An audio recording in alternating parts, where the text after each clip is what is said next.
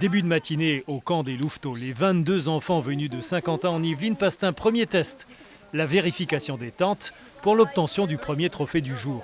C'est une plume qui sert pour nous donner le record en fait, de celui qui a été le plus sage dans la tente la nuit. Examen à peu près réussi par tous, en route donc pour le coup d'envoi officiel de la journée du scout. On va partir au rocher du Conseil, les loups.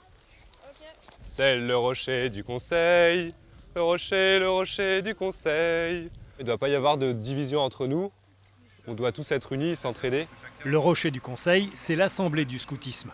Un petit parlement journalier qui établit les règles de la vie en collectivité et qui met en exergue les valeurs communes.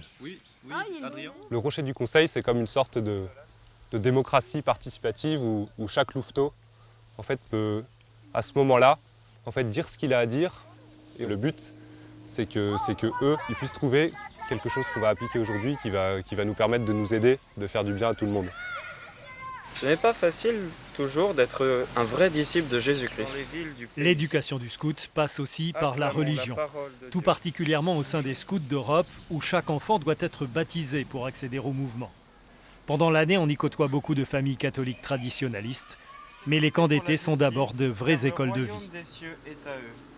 Le Seigneur Jésus nous donne comme axe de vie un double axe, l'amour de Dieu et l'amour du prochain, en ayant bien conscience que l'un ne va pas sans l'autre. Et alors, voilà, le scoutisme est conçu comme cette école de l'amour de Dieu et du prochain. Aux aguets, loup de notre Pendant une semaine, ces enfants de 8 à 12 ans vont donc s'initier au camping et partager toutes les tâches nécessaires au groupe en privilégiant entraide et solidarité.